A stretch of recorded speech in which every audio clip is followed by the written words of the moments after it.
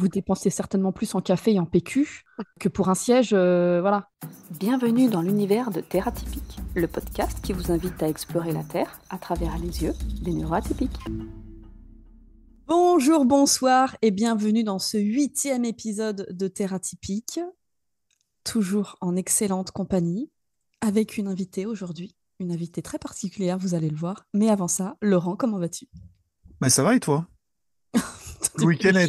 été... Ah oui, bah écoute, moi le lancement, toujours Putain. pareil. Tu me dis ça va, je vais te dire, Bah oui, ça va, comment ça va? oh ça va, ça va, ça va, c'est bon. J'ai moins de poils sur la tête et plus sur la barbe.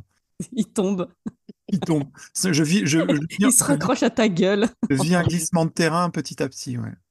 C'est démoniaque cette histoire. Et Ok, la gravité fait son petit effet. ok. Bah écoute, moi ça va. Ça va. On a explosé les records avec le dernier épisode.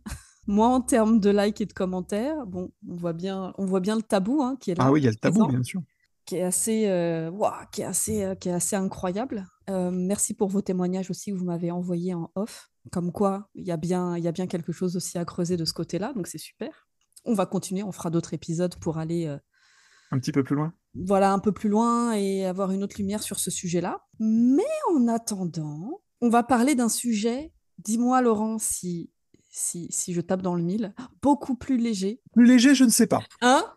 Après, les pervers narcissiques, tout ça, on va parler, voilà, chill, Ouais, non, c'est pas plus. Je dirais tranquille, pas plus léger. Je dirais pas plus léger parce que le parcours de vie est quand même assez, tranquille. assez, assez fou. Donc tranquille, c'est pas le mot. Plus léger, c'est pas le Merde. mot non plus. Là, tu, On va toi, tu rester voulais dans le un, dur. tu voulais un thème. Ouais, mais on a du mal à lâcher le dur en fait Ah finalement. bah, Mais en même temps, c'est la vie qui veut que on parle des sujets aussi qui comptent et importants. Et puis mine de rien, il y a pas mal de sujets à traiter. Et puis on continue à creuser un peu notre sillon en terre atypique. Donc on a une invitée aujourd'hui, une invitée incroyable mm, qui a écrit un super bouquin, mais on va en parler dans quelques instants. Alors Mac, tu es avec nous aujourd'hui. Merci en tout cas d'être avec nous. Bah, merci, bonjour Sandrine, bonjour Laurent. Merci bonjour de votre Mac. invitation. Si tu dois te présenter, par quoi tu commences? Bah, déjà, je vais commencer par demander combien de temps j'ai pour me présenter. Le temps que Autant tu que tu veux. veux. Alors moi, je m'appelle Mac, donc c'est mon nom de scène, mon nom d'artiste. Donc j'ai 41 ans et puis là, je vous parle de la Bretagne, de Vannes, dans le Oh, Morbihan. mais Voilà. j'y Oh bon. étais là, il y a 2 ans. Et ben voilà. Enfin, Eh j'étais à ben, peine. moi, ça fait 3 mois que j'y habite et c'est juste génial. Je me sens super bien ici. Donc, j'ai 41 ans et j'ai quitté le monde de l'entreprise. Bah, ça va faire 4 ans puisque j'ai fait un burn-out. Et c'est pour ça que j'ai écrit ce livre d'ailleurs. Donc, pour mon histoire, c'est que ben moi, je suis née avec une maladie génétique très rare, puisqu'on est 2000 en France à avoir cette maladie. Cette maladie s'appelle la dysplasie ectodermique. Donc là, les auditeurs ne nous voient pas. Mais c'est ce qui fait que j'ai un physique atypique. Donc en fait, bah, j'ai les cheveux blancs et très courts. Ma forme de maladie à moi, elle est unique au monde. Donc j'ai pas d'autres personnes qui sont comme moi. Pourquoi? Parce que normalement, cette maladie, elle touche ben, les glandes sudoripares, les dents. Donc les enfants ne transpirent pas, n'ont pas de dents. Ils grandissent sans dents d'ailleurs. Voilà, vous voyez ce que ça représente. Et puis ils ont pas de poils quasiment. Donc les poils, on se rend pas compte, mais ça a vraiment une importance dingue sur le corps, puisque ben, les cils, les sourcils, ça évite d'avoir des poussières dans les yeux. On a une sensibilité d'ailleurs au niveau des yeux particulière, parce qu'on a les yeux très clairs. Et puis ben aussi ben, dans le corps, hein, dans les poumons, on a des petits poils hein, qui sont là pour filtrer, et quand on les a pas, ben, on a tout le temps des bronchites, on est tout le temps pris, etc. Donc en fait, moi je suis née avec cette maladie, donc pourquoi la mienne est unique au monde? C'est parce que en fait, ben, moi j'ai des dents, pas toutes, mais j'ai des dents, voilà, je suis née, ils ont vu que j'allais avoir des dents, donc c'est pour ça qu'ils ont un peu tiqué sur la dysplasie à la base. Et puis bah, j'ai la peau très sèche et puis j'ai les cheveux blancs et je transpire. Voilà. Et comme un bonheur n'arrive jamais seul, bah, en fait, cette maladie génétique a eu quelques conséquences sur le développement de mes organes. Donc, par exemple, notamment, j'ai envie de dire, sur mes reins. C'est-à-dire que mes reins n'ont pas grandi. Donc, j'ai été greffée rénale à l'âge de 7 ans. Après avoir fait des dialyses pendant 6 mois. J'ai eu de la chance, j'en ai pas fait longtemps. Et donc j'ai été greffée à l'âge de 7 ans. C'est mon papa qui m'a donné son rein et ça fait donc 35 ans que je suis greffée. Enfin là, je vais les fêter au mois de juillet. Donc, ça fait 35 ans que je suis greffée. Donc, en fait, voilà, je suis née avec ces deux handicaps qui sont la dysplasie ectodermique et la maladie chronique, puisque toute ma vie, de toute façon, je serai en insuffisance rénale. Voilà, donc ça nécessite un suivi très régulier, un traitement assez lourd. Et donc, je suis rentrée, moi, dans la vie active comme ça, avec ces deux handicaps. Et donc, j'ai travaillé dans la communication en tant que travailleur en situation de handicap. Et en fait, je pensais pas revivre en entreprise le harcèlement et la discrimination que j'avais vécu en école. Donc là, c'était pas sur mon physique, mais par rapport surtout à ma maladie chronique qui faisait que j'étais souvent absente, enfin souvent, que j'avais des périodes où j'étais absente. Donc du coup, l'entreprise n'a pas, enfin surtout mes managers n'ont pas bien pris la chose, n'ont pas été à l'écoute. Et donc du coup, j'ai fait un burn-out. Et en fait, comme je dis, ce burn-out m'a sauvée, puisque maintenant, ça y est, j'ai trouvé ma place et j'y suis bien, quoi. J'ai quitté le monde de l'entreprise. On va y revenir un peu Mm. dessus, justement. Alors, Et à côté de... tu et donc, évoquais le livre, justement. oui, tout à fait. Donc, en Tu as fait, écrit un livre qui s'appelle Moi, le quota. moi, le quota itinéraire d'une salariée en situation de handicap invisible, donc que j'ai écrit en 2021 suite à mon burn-out pour un peu raconter le parcours, hein, mon parcours, qui finalement fait résonance avec pas mal d'autres parcours quand j'ai eu des retours sur ce que j'ai vécu depuis que je suis petite en fait. C'est-à-dire, c'est un exemple de vie qu'on peut vivre quand on est avec une maladie, qu'on est atypique. Voilà, c'est un peu comment on fait son trou et surtout comment on prend sa place, quoi. Il faut pas se contenter d'une place qu'on veut bien nous donner, il faut aussi s'écouter et savoir ce qu'on veut faire, quoi. Donc en fait, ça retrace tout mon parcours et ça retrace ce que j'ai vécu en entreprise et ce que ça m'a permis de libérer chez moi, quoi. Voilà. Et donc je propose des solutions à l'intérieur, surtout à la fin du bouquin, de comment rendre une entreprise un peu plus inclusive, quoi. Voilà. Mais c'est surtout un Incroyable. message pour tous ceux qui vivent la même chose, c'est-à-dire le harcèlement, la discrimination, avec ou sans handicap, hein. Enfin, je veux dire, pour n'importe qui, c'est repenser un peu la place que le travail doit avoir dans nos vies, quoi. Voilà. Ouais, ça, on y revient un peu souvent avec Sandrine sur ces sujets-là, hein. Voilà. Donc, Sur notre antenne, pour ceux qui donc sont. voilà. Et donc à côté, il faut savoir juste dans ma présentation, c'est vrai que c'est important, c'est que depuis que je suis petite, moi j'aime bien, j'aime faire rire. En fait, c'est vraiment l'humour, c'est mon arme de séduction massive. Et donc petite, je rêve de monter sur scène, faire un one man show. Donc ce rêve, je l'ai réalisé en 2018. J'ai écrit un one man show qui s'appelle Comme tout le monde à un poil près, que je jouais en même temps que d'être en entreprise à Paris. Donc je suis comédienne, auteure, et puis aujourd'hui, je fais des conférences. Voilà. Ma présentation est terminée. Ah, Ah bah ouais, je t'avais dit, Sandrine, hein, là on rigole plus, hein. c'est lourd. C'est léger, c'est léger. Il y Ah a oui. du Non, mais lourd, il y a du lourd. c'est incroyable, c'est incroyable. Alors c'est bien parce que maintenant j'ai des milliards de questions et qu'on n'a pas non plus 8 heures devant nous. Mais bon, on va essayer D'y aller au fur et à mesure, tranquille. ouais, d'y aller au fur et à mesure parce que, waouh, Tu veux déjà poser une incroyable, question, Sandrine? incroyable. Rassemble-toi. Par quoi je commence? Parce que si tu veux, j'essaie de trouver aussi des points de convergence entre toi et moi. Parce que j'ai essayé d'acheter ton livre, mais il n'est pas disponible avant le 9 mars. Ah bon? Ça m'a bien fait chier. Ouais, ça m'a Ah non, bien mais fait en chier. fait, mon livre, je n'ai plus d'éditeur, hein. Donc en fait, là, on parle du livre, mais de toute façon, pour l'instant, c'est en stand-by parce que Et je tu t'en n'ai pas fous? d'éditeur, en fait. Mais tu peux très bien le poster sur Amazon sans éditeur. Oui, mais ça, le truc, c'est que j'ai d'abord auto-édité mon livre, parce que Ah, bon, moi, j'aime bien faire les choses par moi-même, pas perdre de temps. Donc, Normal. j'ai fait une cagnotte Kiss Kiss Bang Bang, j'ai édité 1500 livres, bref. Et du coup, après, un éditeur m'a appelé, Kiwi, et en fait, ils m'ont appelé pour m'éditer, et un an plus tard, ils liquident. Et ah. là, j'ai reçu un courrier comme quoi, alors je comprends pas, je sais pas si j'ai le droit de reprendre les droits d'auteur ou pas. Donc, mes livres, je sais pas quoi en faire, enfin, c'est... Mais si tu veux, je te l'enverrai. Il n'y a pas de souci. Voilà. Non, mais Mais voilà, j'ai pas d'éditeur, donc appel aux éditeurs. Mais ça, je ça, me, ça tombe bien que tu en parles parce on pourra relayer ça. Mm, je À me qui suis de quand droit. même, j'ai quand même réussi à trouver des informations sur le net te concernant. d'accord. Et dans les commentaires aussi de ton livre. Donc, ça m'a aidé un petit peu. Mm, Qui j'allais recevoir aujourd'hui? Ouais, voilà. génial. Ça, c'est la Franchement, version trop bien. auto-éditée, voilà. Non, mais c'est extrêmement intéressant. Moi, j'ai aussi une casquette de thérapeute, d'accord? D'accord. Je suis thérapeute psychocorporelle spécialisée dans les troubles de stress post-traumatique. Et là, moi, la première question qui me vient, c'est comment tu as fait pour, avec une maladie rare, avec le regard des gens, avec tout ce que tu as, tout ce que tu as vécu, être là devant nous et nous dire ce que tu es en train de nous dire tranquillement. C'est un parcours, hein. C'est un Tu vois? parcours de résilience, j'ai envie de dire, hein. En fait, moi, j'ai eu un booster dans ma vie qui a été vraiment un pilier.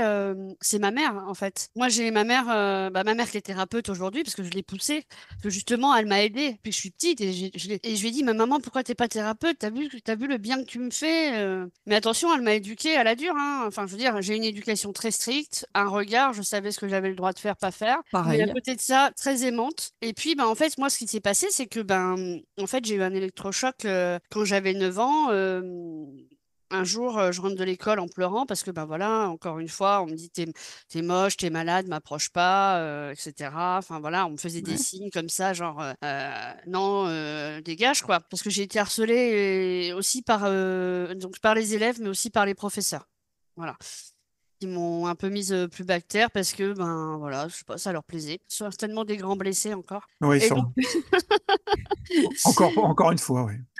voilà, tout s'explique de toute façon. En fait, voilà, une fois, je suis rentrée de l'école en pleurant. Et en fait, ma mère m'a vue, et m'a demandé ce que j'avais. Et puis, en fait, je lui ai dit, maman, de toute façon, à l'école, tout le monde, personne ne m'aime. Il y a que toi qui peux m'aimer, maman, parce que, voilà, je suis différente, je suis moche. Enfin, bref, voilà. C'était la fin du monde. Et donc, en fait, là, ma mère, elle m'a dit la phrase qui sera le moteur, en fait, de toute ma vie, c'est bon, écoute, ma chérie, d'accord, t'es différente. T'es différente. Que ça, on peut pas le nier, tu vois. D'accord, t'as des petits cheveux blancs sur la tête. Mais t'as tes bras, t'as tes jambes, puis t'as une tête bien faite. Alors, tu sais, dans la vie, ce sera toujours plus difficile pour toi. Donc, Mm. la vie, c'est comme ça. Soit tu te bats, soit ça sert à rien de vivre, en fait. Donc, quand elle m'a dit ça, je me suis armée, quoi. J'ai dit, bon, je vais me battre et je vais vivre. Parce que je voulais vivre et je voulais vivre bien, quoi. Donc, c'est comme ça a été le déclic. Et du coup, ma mère, quand elle m'a dit ça, elle m'a toujours encouragée. Moi, j'étais une enfant, quand j'étais pas dans l'école, qui était très vive, très joyeuse, Mm. qui aimait faire rire, qui s'intéressait à plein de choses. J'adorais lire, j'adorais l'art, etc.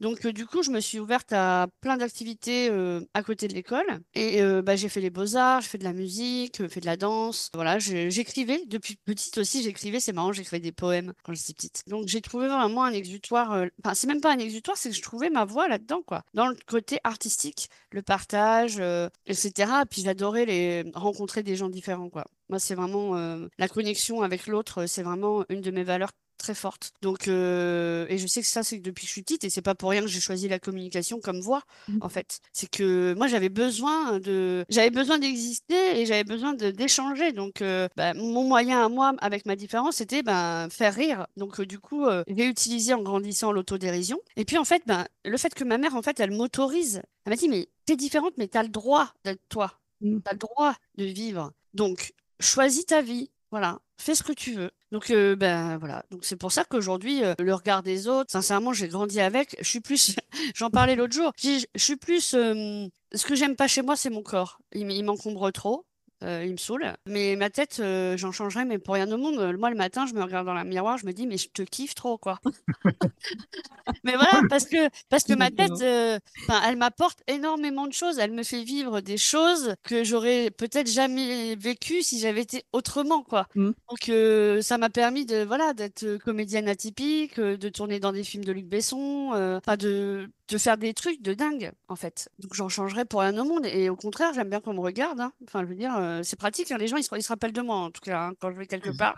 Bah ouais, limite, en fait, tu fais ta propre communication avec ton physique, quoi. En fait, je C'est suis ma ça. vitrine. C'est Je suis ma ta propre. carte de visite, quoi. C'est ça, exactement. Ah, c'est ça. C'est ça, mais c'est complètement ça. Ouais. Laurent, je te laisse la prochaine question parce que sinon je vais l'enchaîner. Mais non, mais vas-y, je t'en prie. Ok. Comment ça t'est venu ton projet d'écrire ton livre? Ça a été de la colère qui est montée comme jamais, en fait. Ouh. C'est-à-dire que moi, ça fait longtemps que je commence des ébauches de livres. C'est-à-dire que depuis que j'ai 18 ans, je me dis, ah, j'aimerais bien raconter mon histoire. Mais bon, quand tu as 18 ans, ton histoire, il n'y a pas grand-chose à dire. Ah bah, avec un profil comme le tien, il y a quand même plein de Oui, choses à Il y dire. avait déjà matière. Il y avait Il y déjà avait matière. déjà oui, matière, parce ouais. que je suis, depuis mon âge de 25 ans, par là, je vais dans des émissions télé, je raconte un peu ma vie, enfin bon, ça aide des gens, donc c'est cool. En fait, j'ai toujours cherché un angle, etc. Je savais pas trop. Et en fait, ce qui s'est passé, c'est que avec mon burn-out, j'ai vraiment eu c'était une explosion, quoi. Le burn-out, en fait, c'est vraiment comme si j'étais morte, mais qu'on me disait, allez, t'as une deuxième chance, vas-y. Et Mm. là, j'ai pris ma chance, en fait. C'est-à-dire que, en fait, depuis que je suis petite, comme je vous dis, j'aime faire rire, etc. Mon rêve, c'est la scène, c'est vraiment la comédie, le partage, être au contact des gens. Enfin bon, voilà, c'est peut-être que voilà, c'était tout ça que j'aime. Et en fait, en étant dans cette entreprise qui m'a fait vivre toutes ces violences, j'ai vraiment eu le sentiment de rejet plus, plus, plus. Et je me suis dit, mais quand même, c'est dingue de vivre ça alors que j'ai vécu ça à l'école, quoi. Enfin, en fait, les enfants d'hier sont les adultes d'aujourd'hui, quoi, en fait. C'est-à-dire que Ouais. ils m'ont suivi, quoi. Voilà.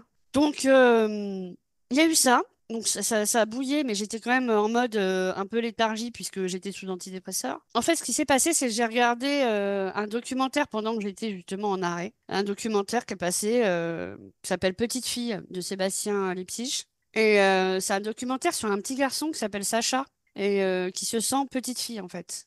C'est Mm. sur la dysphorie de genre. Et donc, j'étais allongée, voilà, dans le canapé chez ma mère. Je commence à regarder ça. Et en fait, mais pendant le documentaire, j'ai eu l'impression de me revoir dans mon parcours. Donc le rejet de la société, le rejet de l'école. Parce qu'évidemment, le petit garçon, à l'école, on lui dit, bah non, tu peux pas être une petite fille, hein. C'est marqué sexe masculin sur ta carte d'identité. Donc non, tu peux pas venir en robe. Non, au cours de danse, tu peux pas mettre un tutu, tu mets un fuseau. Donc il était tout le temps en rejet, en rejet. Et quand j'ai vu sa famille aimante, parce qu'il était issu d'une fratrie en plus, était très soudé, ses parents le soutenaient et tout, enfin vraiment beaucoup de bienveillance. Et ça m'a mise dans une colère de me dire on est au 21e siècle Mm. et encore un enfant vit ce que j'ai vécu moi au 20e siècle. Mais vraiment, je me suis levée, mais je me suis levée de mon canapé, j'ai dit à maman, mais c'est pas possible, mais c'est pas possible. Tu te rends compte, il vit ça, moi j'ai vécu ça, t'as vu ce que j'ai vécu en entreprise? Je dis non mais là, il faut que je fasse quelque chose là, il faut que je fasse quelque chose. Et donc je dis, je vais pas changer le mouvement de l'océan, mais au moins je peux être une goutte d'eau qui peut peut-être en amener d'autres, quoi. Donc du coup, eh ben, j'ai fait ce que je sais mieux faire, c'est écrire. Et là, je l'avais mon objectif. Je me suis dit, je vais raconter mon parcours. Et là, les gens vont s'y retrouver. Je vais raconter l'injustice que j'ai vécue dans l'entreprise. Et en fait, comment la société fonctionne, en fait, tout autour du travail. Comment, en fait, on peut être rejeté de cette société parce qu'on ne correspond pas à des codes normés qu'elle nous impose, quoi. Voilà. Donc c'est ça qui a déclenché l'écriture de mon bouquin, c'est la colère. Donc c'est vrai qu'aujourd'hui je l'écrirais peut-être différemment si le réécrivais et je le compléterais puisque bah, là je vais au Prud'homme le 3 avril, donc voilà. Mais voilà, c'est ça, ça a été ça le point de départ. Voilà. Et parce que j'ai su ce que je voulais écrire, vraiment c'était clair et net dans ma tête. Souvent, d'ailleurs, le point de départ de ça, de cette explosion de dire, bon, ça suffit, c'est souvent la colère, hein, c'est le Mm. premier, hein, un des premiers sentiments qu'on ressent par rapport à l'injustice, enfin, par rapport à plein de choses. Bon, toi, tu en fais quelque chose. Mm. Déjà, tu écris ce bouquin moi, que j'ai lu et que je trouve passionnant parce qu'il y a tout le point de départ de ton enfant jusqu'à ta vie d'adulte et dans le monde professionnel. Et on voit qu'effectivement, les enfants d'hier sont les adultes d'aujourd'hui. Ils te poursuivent. En fait, ils poursuivent tous ceux qui sont différents dans la société et dans le système en général. Et dès qu'on sort un peu du cadre et autres, bon, bah, on peut dire qu'on est soit broyé, soit on essaye de faire le caméléon, de C'est se mettre ça. dedans, de pas se faire voir et d'être sous les radars. Mm. Mais ça, c'est pas une vie non plus. C'est-à-dire que là, au bout d'un moment, ça peut être aussi destructeur. Pour d'autres, ça marche, pour d'autres, ça ne marche pas. Il peut y avoir une limite. Et puis, donc, tu en fais quelque chose et puis tu montes ce spectacle. Et c'est quelque chose qui fait que tu vas même plus loin que la démarche d'écrire un livre. Tu vas carrément te montrer et porter le discours, le message Mm. incarné, quoi. Donc, Alors le spectacle a été fait avant le livre. t'as commencé par cette étape du Oui. spectacle. Bah oui, parce que dans l'entreprise, ça a été aussi un des motifs de harcèlement. C'est-à-dire que quand et je me suis aperçue que mon spectacle était vraiment ma soupape pour tenir, en fait, dans le Ouais. milieu de l'entreprise. Et en fait, ma manager m'a reproché de préférer faire du théâtre que de Mm. travailler en entreprise. Et elle me disait, bah, si déjà que tu es fatigué avec ton traitement, bah, si tu n'allais pas jouer au théâtre, tu serais moins fatigué. Donc en fait, c'était un motif de harcèlement. Donc non, non, le théâtre, c'était avant, hein, 2018, ouais. Mhm. Ouais, donc tu le dis, c'est un motif de harcèlement, même pour ton manager à cette époque-là. C'est ça. Elle te C'est ça, en reproche fait, on te de demande pas avoir de vie privée. voilà, de vie privée. La vie privée impacte ton travail, donc ça va pas du tout. C'est Le ça. peu de force C'est ça. tu vas avoir au travail parce que tu l'as usé dans ta Et vie pourtant, privée. c'est ce que ça me donnait de l'énergie. C'est-à-dire que peut-être Ouais, c'était peut-être une fatigue, voilà, mais j'avais pas la fatigue de charge mentale en fait. J'avais voilà, ça m'énergisait d'être sur scène quand même. ouais. Derrière, C'est voilà. peut-être pas le même rapport aux gens, hein, surtout. Non, non, non, Tu peux comprendre que d'un côté, ça te bouffe et de l'autre côté, ça te nourrit complètement, hein. c'est ça, Mm. complètement. Et Donc, moi, j'avais une question par rapport à ça, justement, par rapport à ce spectacle. Est-ce que tu l'as joué dans l'entreprise où j'irai jamais. Ah non, Ah, j'irai ok. jamais. On m'a demandé. Ouais, c'est pour ça. Je me suis. On m'a proposé, alors que j'étais déjà en conflit avec ma manager et puis la RH, etc. Le référent handicap est venu me voir. Enfin, il est passé par une intermédiaire pour dire, ça te dirait pas de jouer Je dis ah non, jamais. Et si j'y allais pour la jouer, là, je peux te dire, mais il casquerait à mort. Ouais, tu réécrirais le show spécialement pour eux. Ah bah t'inquiète pas, parce que je pense qu'ils se reconnaissent déjà dans pas mal de choses. Déjà, s'ils lisent le bouquin, même si tu as changé les noms, on a bien compris quelle Ah est. ouais, non, mais voilà, ouais, ouais. Non, mais bah oui, parce que ce que je raconte dans le bouquin, quand je dis quand j'ai été embauchée la première fois dans cette boîte qui avait un autre nom avant, enfin bref, sur scène, je joue le sketch de la DRH qui me recrute et qui me demande comment vous réagissez si vous faites peur à vos collègues. Oh mon Voilà. Dieu. Ah, On m'a d'accord. posé cette Bien. question. Oh mon Voilà. Dieu. Donc, on est bien d'accord que, que- on a tous bien compris que là, il y a une défaillance déjà dès le départ, ne serait-ce qu'en termes de recrutement, de discours. C'est Faut ça. pas être, C'est complètement ça. idiot pour comprendre que ça va pas du tout déjà dès le départ. C'est ça. Donc, si déjà un responsable RH vous balance ça, déjà, c'est plus que des red flags, hein, c'est carrément. Ça t'arrivait souvent d'avoir ce genre de questions lors de tes entretiens? Alors, en fait, les entretiens, j'en ai pas eu. Enfin, si, j'en ai eu quand j'ai été embauchée la première fois, donc pour rentrer dans l'entreprise, parce qu'après, j'ai changé de poste. Donc, j'avais des D'accord. entretiens, mais avec des managers. Donc, ça, c'est aussi quelque chose dont je parle beaucoup quand je communique là-dessus, parce que, en fait, au début, moi, je parlais pas de mon handicap, je parlais pas de ma différence, etc., parce que je me dis, de toute façon, je suis RQTH, donc je suis en reconnaissance qualité de travail Mhm. handicapé. Donc, je l'ai, parce que il faut savoir quand même que j'ai travaillé dans la communication, j'ai fait mes études, mais que je me suis fait reconnaître RQTH parce que à chaque fois qu'on m'appelait pour un entretien, parce que sur le papier ça collait, etc. Limite, fallait que vite que je les voie pour signer le papier, le contrat. Et en fait, quand on me voyait, on faisait Mais ça se voit en fait. non mais moi je mettais pas ma photo, Ou pas? je mettais pas ma photo, Ouais, ouais. voilà, parce que t'es pas obligé, hein. Non, non, Et en fait, personne. là, j'étais victime de discrimination. Et donc, quand j'ai commencé à chercher du travail, mon médecin traitant m'a dit, mais faites-vous reconnaître RQTH. Parce qu'il y a des gens qui ont fait des études comme vous, etc.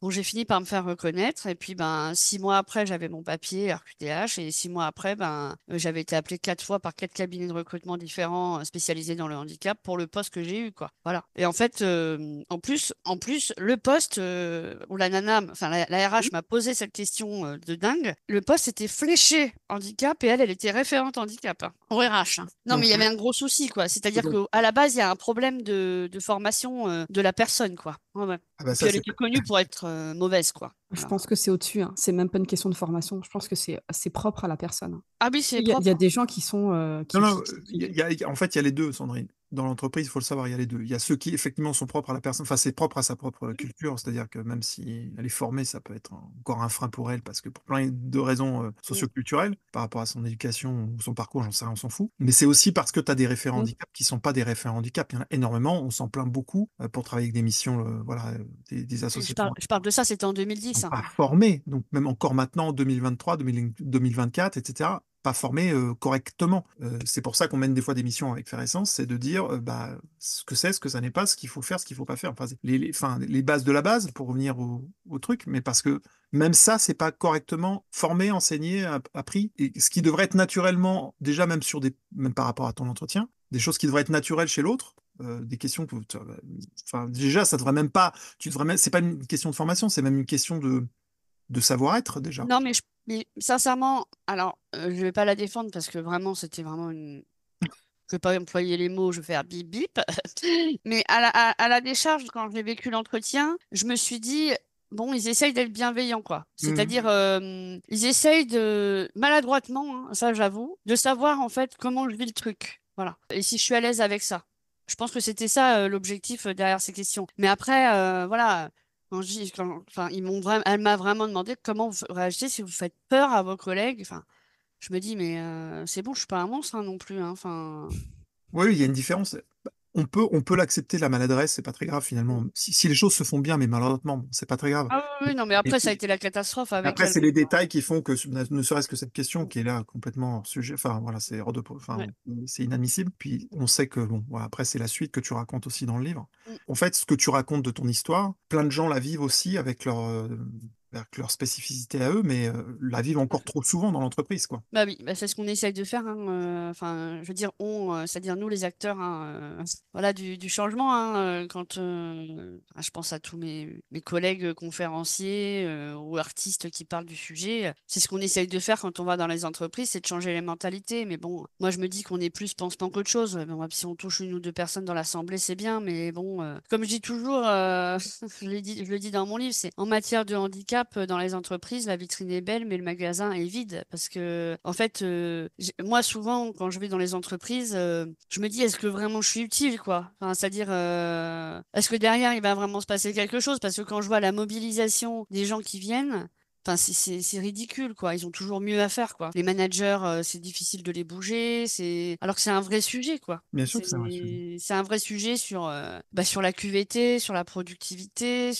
en fait, les gens ne comprennent pas que si on prend en compte justement cette vulnérabilité qui est le handicap, et si on arrive à en parler de manière légère, justement, mais légère, enfin, je veux dire, bienveillante, que Mm. si c'est un sujet qui n'est plus tabou, eh ben, il y a plein de choses qui se passeront, c'est-à-dire que ben, les salariés touchés par le handicap se sentiront plus à l'aise, les managers arriveront mieux à manager, ce sera fluide et ben, la productivité sera là, quoi. Enfin, je veux dire, c'est pas plus compliqué que ça, quoi. Mais ça l'est encore.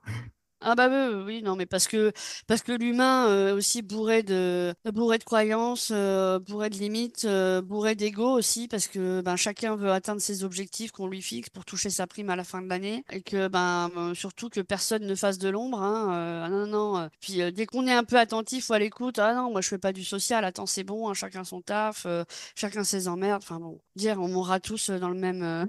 Les cimetières sont pleins de gens indispensables, là, comme on dit souvent. Et franchement, ces gens-là, je leur souhaite pas un jour d'être dans la difficulté, quoi.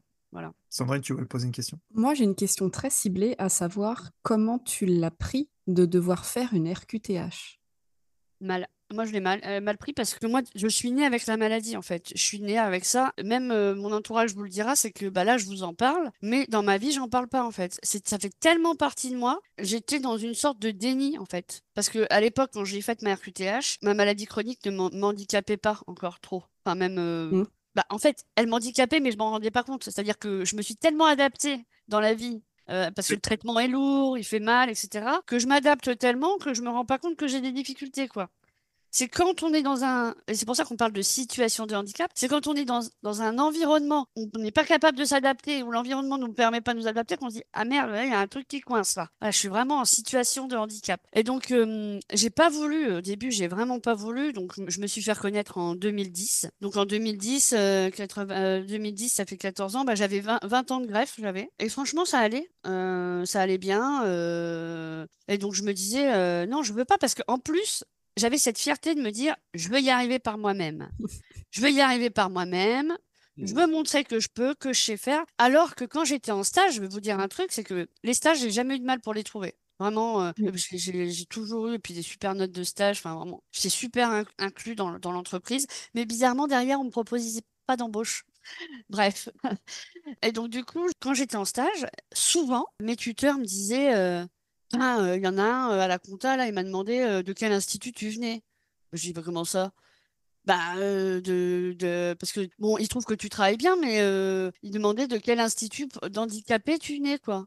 Je dis, mais n'importe quoi. Il me dit, bah oui, parce en fait, par rapport à mon physique, il pensait, en fait, les gens pensent toujours que, en fait, ils mettent une étiquette, c'est-à-dire que, ah, elle est albinos, ah, elle a une leucémie, ah, elle est en rémission de cancer, ah, machin. Bah non, non, en fait, t'inquiète pas, tout va bien. Ah non, mais c'est vraiment. C'est Moi, c'est toutes incroyable. les étiquettes. Ah oui, oui, non, mais voilà. Et les gens Donc, font des raccourcis rapides, Il quoi. y a autant de médecins que ça dehors, je ne savais pas. Oui, c'est oui, ça. oui. Même à la compta, même à la compta, ouais. Il y en a pas un qui veut me prendre en médecin traitant. Putain. Dingue. Et donc, du coup, il pensait ça. Et donc, moi, je me suis dit, ah, non, mais ça va pas, je suis pas handicapée. Je suis pas handicapée. Et moi, Mm. jusqu'à ce que mon médecin insiste, parce qu'il m'en avait déjà parlé, et je voulais pas. Vraiment, Et donc, quand j'ai vu que ce Graal me permettait de. Mm. J'ai halluciné, quoi. C'est pour ça que je suis un quota, quoi. Je le sais, parce que... bon, ils sont bien tombés, comme ils disent. Ils m'ont souvent dit, quand même. On est quand même bien tombés, hein, parce que, voilà. je suis quand même une vraie mule, hein. Moi, on peut me charger comme on veut. Et puis, ben, c'est vrai, comme je connecte très vite avec les gens, en communication, c'est pratique parce que j'étais très vite identifiée communication. Du coup, on me donnait du boulot. Enfin, je veux dire, j'étais en proactivité et j'avoue, ça marchait bien, quoi. Enfin, je veux dire, je me suis jamais sentie incompétente ou voilà. Enfin, et on me faisait bien sentir que j'étais compétente, donc voilà. C'est pas pour m'envoyer des fleurs, mais ce que je veux dire, c'est que j'étais bien dans mon métier, quoi. Je m'étais pas trompée de voie. Voilà. Et donc, bah, la RQTH, voilà comment je l'ai vécu. Et puis finalement, en fait, bah, maintenant, je la prône pour ceux qui n'en veulent pas. Et je leur dis, ben, vous savez, même si, par exemple, vous avez un diabète qui ne vous handicape pas maintenant, faites votre RQTH à titre préventif parce que, ben, en fait, quand ça a commencé à mal aller dans l'entreprise, que j'ai subi du harcèlement, de la discrimination, des refus d'aménagement de poste, etc., et ben, ça m'a servi. En fait, c'est un peu un contre-Uno. Tu m'emmerdes, contre-Uno. Toi, j'ai ma RQTH. Tu vois le papier là? Alors, tu vois, ça, c'est un droit que j'ai, d'accord? Et toi, tu me le refuses. Donc là, c'est vraiment un atout. Voilà. C'est vraiment un allié d'avoir la RQTH. Et du coup, je regrette pas de l'avoir faite, même si au début, j'avoue, j'étais. Voilà, j'en parlais pas, Réticente. quoi. Ouais, Voilà, t'étais ouais. réticente, ouais. Ouais, ouais, ouais. Tu voyais pas Alors, l'intérêt. alors, Non. pour nos auditeurs, sachez que la RQTH, il n'y a que vous qui le savez. Si vous ne le dites pas à votre employeur, il ne peut pas le savoir. Tu peux pas le deviner, ça c'est Il ne clair. peut pas le deviner. Bah, sauf si vraiment vous avez un handicap qui est extrêmement visible, mais sinon, il ne peut pas le deviner. Et deux, si vous avez un entretien, ne le dites pas tout de suite. Attendez que le recruteur soit tombé complètement fou amoureux de vous, et après, vous pouvez lui dire.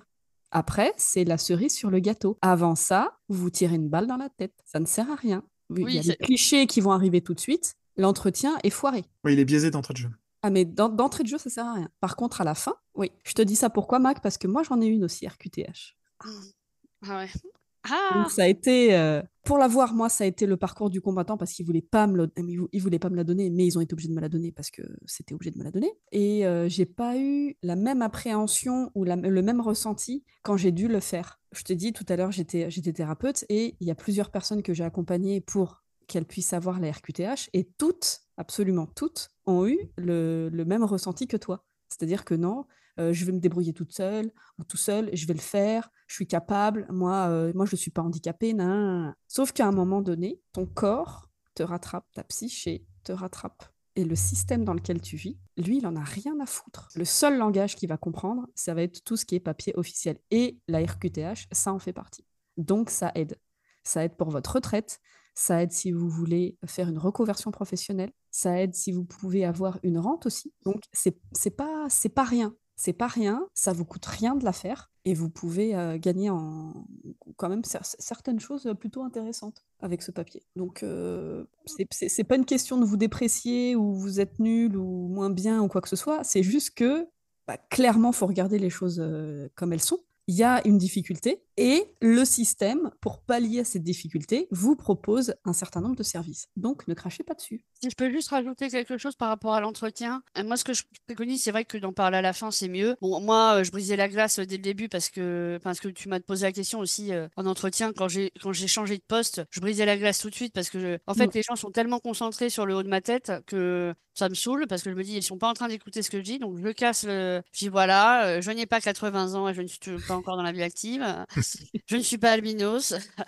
Voilà, si vous trouvez, je vous donne, je vous offre mon salaire. Non, non. Moi, j'en parle au début, mais c'est vrai que de parler, c'est important de dire surtout de quoi on a besoin pour bien réaliser ses tâches à la fin. C'est-à-dire parler du handicap, ok. Et même, moi, je dis souvent, vous n'êtes pas obligé de parler, de nommer votre handicap, mais vous pouvez dire que vous êtes en situation de handicap et que voilà, vous, pour travailler, vous avez besoin de ça, besoin de ça. Prévenir si vous avez peut-être des absences dans l'année, etc. Parce que ça permet au manager aussi d'avoir une idée et de se dire, bon, bah, il faut un backup, voilà, et de s'organiser, quoi. Voilà. Vraiment, c'est important d'exprimer son besoin. C'est ce que tu expliques dans le livre d'ailleurs à un moment donné. Oui, Quand tu changes de poste, d'ailleurs, tu vas dans un lieu, on en parle souvent, nous, dans l'émission, c'est le lieu n'est pas adapté en fait. c'est ça.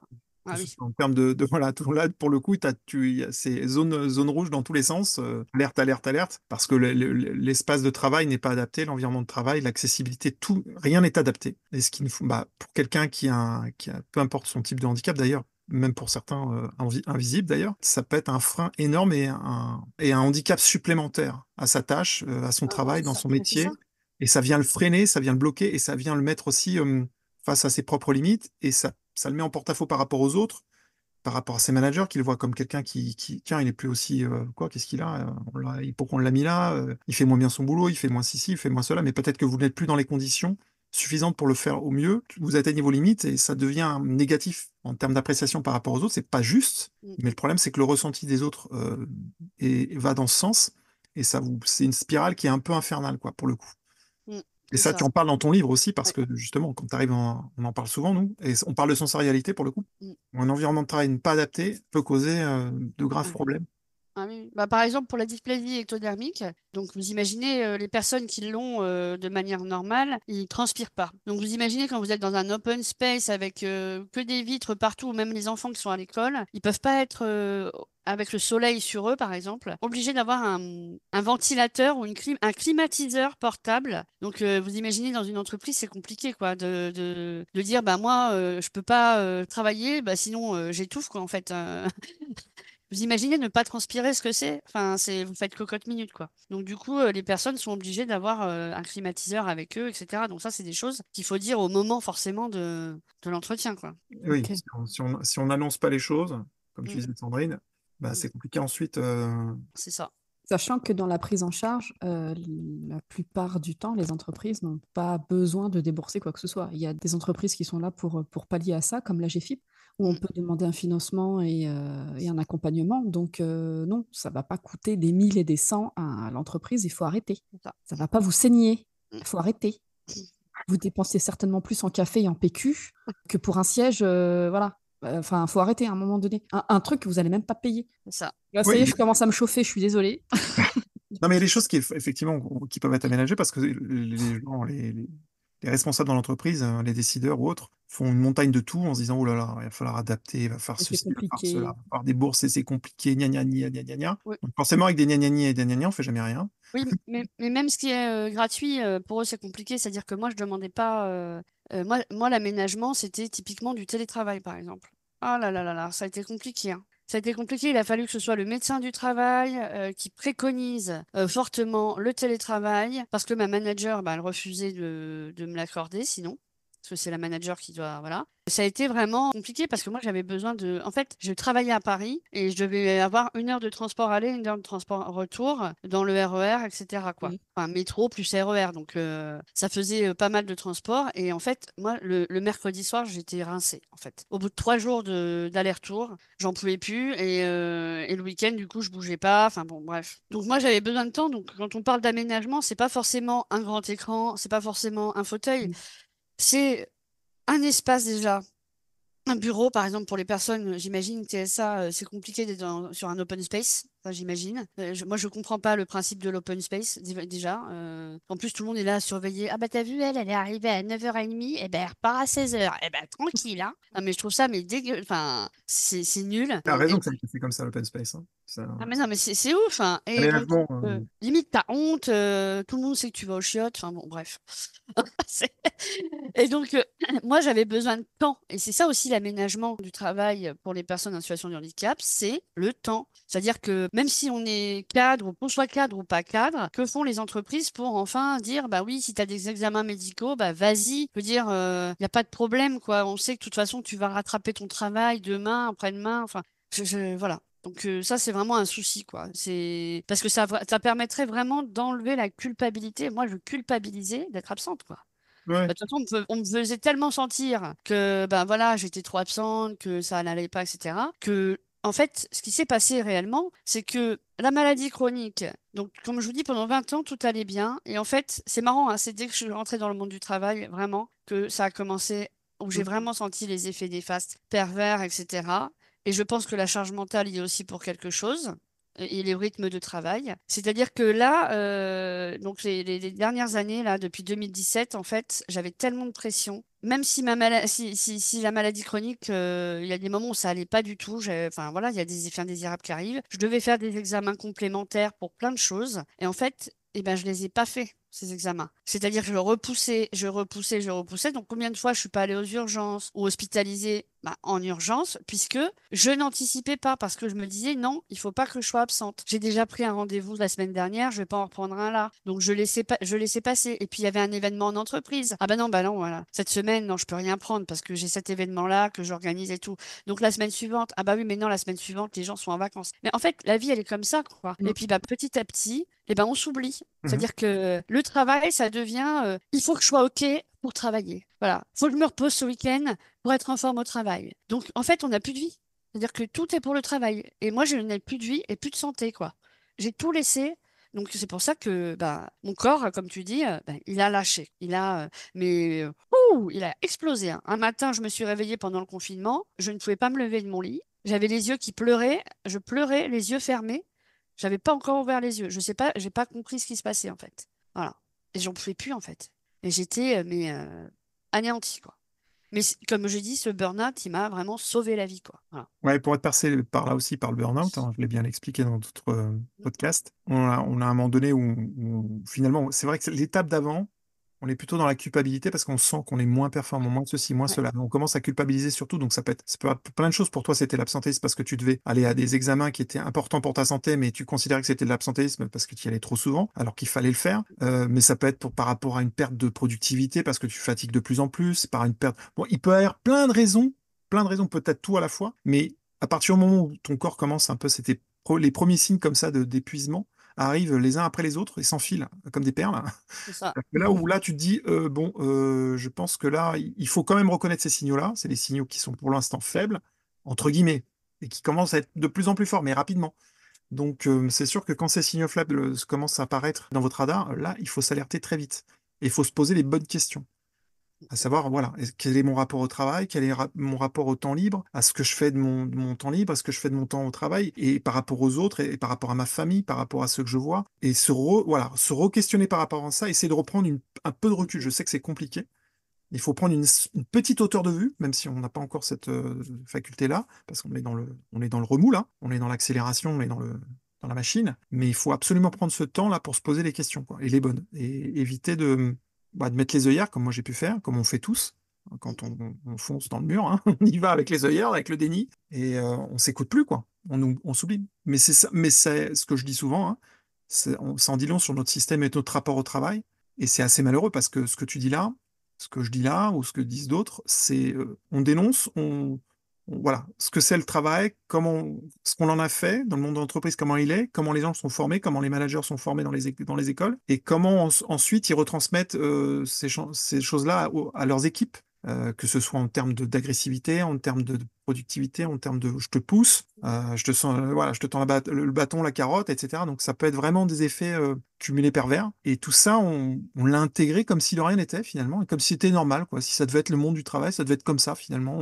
On devait subir Mais plutôt que de je dire pense quelque chose. Je pense que déjà, s'il était enseigné le fait qu'on est tous, enfin qu'on est tous différents, c'est-à-dire que on va faire des formations management où on va découvrir les différents types de personnalités, mais c'est avant en fait. Je pense que même dès l'enseignement, mais enfin après c'est utopique, mais dans les écoles, on devrait déjà expliquer que chacun fonctionne différemment et va pas chercher la même chose dans une tâche, dans le travail, etc. Et si le manager savait comment chacun fonctionnait, il serait plus dans une logique de pression et d'atteinte d'objectifs. Il saurait déceler quel est le talent de chacun pour lui atteindre ses objectifs. Enfin, tu vois, il aura ses objectifs, mais je veux dire, ce serait une logique beaucoup plus, enfin moi, vertueuse pour moi. C'est-à-dire que la personne se sentirait bien dans ce qu'elle fait. Et on lui attribuerait les tâches qui correspondent avec ce qu'elle aime. C'est-à-dire si quelqu'un, son truc, c'est de prendre du plaisir, ben on va lui dire, bah voilà, qu'est-ce qui te fait plaisir comme tâche, etc.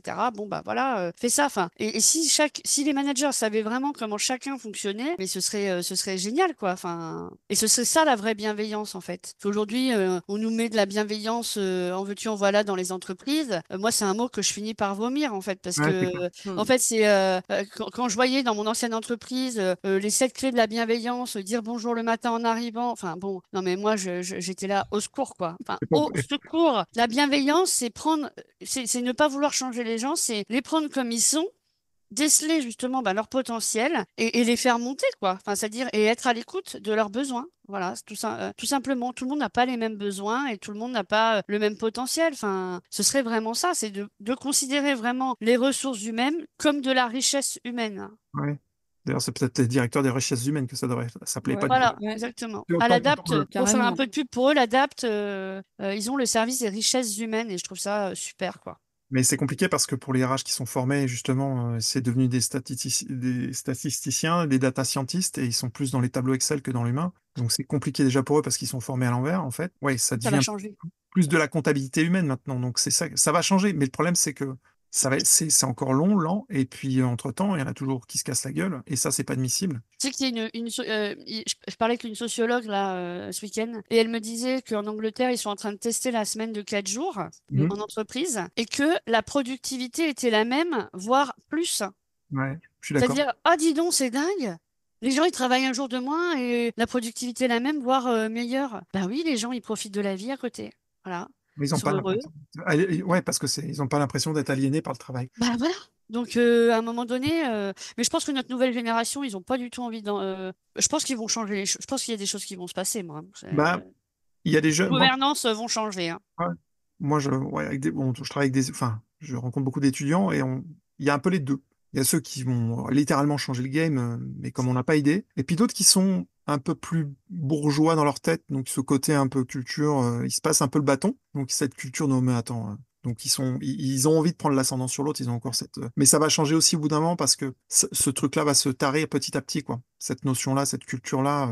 Mais c'est vrai qu'on l'enseigne très tôt finalement à l'école. Et je crois que c'est Einstein qui disait ça, que c'est nous passons 15 ans à l'école, et pas une fois on nous apprend la confiance en soi, la passion, l'amour, Mm. qui sont le fondement de la vie. Ouais. Et ça commence là, quoi. C'est-à-dire C'est ça. que Ouais. comment après, ensuite, on se construit en tant qu'homme, adulte, femme adulte, et qu'on intègre ensuite le monde du travail avec ces notions absentes de l'éducation Bah, qu'on essaie de bah, grandir. c'est pour ça que j'interviens dans les écoles. Alors à mon petit niveau, hein, je fais pas grand-chose, mais en tout cas, voilà, je touche quelques classes et c'est vraiment ce que j'essaye de leur transmettre en fait par rapport à mon parcours et voilà, qu'ils soient fiers d'eux, qu'ils croient en eux, qu'ils croient en leurs rêves, que rien n'est impossible et que la vie, c'est pas forcément avoir un métier qui rapporte de l'argent pour avoir une place dans la société. Je leur transmets surtout l'importance de faire quelque chose qui eux les fait vibrer, quoi, vraiment en fait. Et c'est ça, en fait, je pense qui bloque les gens aujourd'hui, c'est que on est quand même pendant 18 ou 23 ans entre quatre murs, c'est-à-dire on apprend, on ingurgite, on prend un chemin qu'on pense être le bon, puisqu'on nous a dit, vas-y, choisis une Mm. voie, machin, et qu'en fait, on s'aperçoit au bout d'un moment, une fois qu'on rentre dans le métier, on se dit, ah non, mais attends, moi, j'ai pas signé pour ça, quoi. Moi, le sujet m'intéresse, mais alors autour, ça va pas du tout, là, l'environnement, les collègues, le rythme, c'est quoi tout ça, quoi. Et en fait, c'est pour ça que les gens bloquent autant. Quand tu disais tout à l'heure, il faut se questionner. Mais en fait, la question, c'est mon travail. Qu'est-ce qui me convient pas dans mon travail? Est-ce que c'est le sujet? Est-ce que c'est la manière de faire mon travail? Et si c'est le sujet qui me fait vibrer, je vois comment je peux le faire autrement ailleurs, par l'entrepreneuriat, par du bénévolat, par j'en sais rien. Mais si c'est le sujet et l'environnement, et ben là, la question, c'est le mur, hein. Et moi, j'ai des amis de 40 ans qui font des burn-out parce que eux, la réponse, ils l'ont pas, quoi. Parce qu'ils ont suivi un chemin qu'on leur a dit de suivre. Alors, ils gagnent bien leur vie et tout, mais ils sont malheureux. Mais malheureux. Et en fait, je pense que la question est tellement forte et tellement difficile de savoir ce qui, au fond d'eux, les fait vibrer parce qu'ils n'ont jamais été à l'écoute d'eux-mêmes, et ben qu'ils continuent, en fait. C'est-à-dire, ils continuent leur chemin et ils choisissent une voie, comment dire, de la résignation et pas de la résilience, pour le coup. Mm. C'est-à-dire, ils sont résignés parce qu'il y en a qui n'ont pas le courage d'aller chercher au fond de leur cœur, quoi. Vraiment, ce qui les fait vibrer. C'est pour ça que c'est important de donner son témoignage et de dire les choses comme elles sont, comme on les vit, comme c'est. Parce que quelque part, on est l'exemple je ne vais pas dire à suivre, mais on peut se dire, bah voilà, cette personne, elle a vécu ça, les mêmes choses que moi, et elle s'en est sortie. Elle s'en est C'est ça. sortie comment? Bah, C'est en ça. s'écoutant, en revoyant ses priorités, en cassant ses croyances, en adoptant d'autres valeurs. Et ça le fait, Ouais, c'est ce ça le que fait. je fais aux enfants, c'est surtout qu'ils prennent conscience de ce qui les rend heureux dans leur vie, de ce que sont leurs ressources, dans quoi ils sont bons, ce qu'ils aiment faire, etc. Quels sont leurs alliés sur qui ils peuvent se reposer si ça va pas, pour parler, pour ne pas être seul, etc. Donc tout ça, c'est vraiment important de savoir quoi, de savoir qui on est quoi, tout simplement parce que et quels sont nos bagages et avec quoi on va avancer dans la vie parce que on nous dit tellement quand on est petit, fais ci, fais ça pour être comme ça, machin. Enfin, moi j'ai des enfants, il y a un enfant un jour il me dit, bah moi je voudrais être pizzaiolo, mais mes parents ils disent que c'est pas un métier. Je dis ah bon? Parce que toi tu manges des pizzas gratuites quand tu y vas?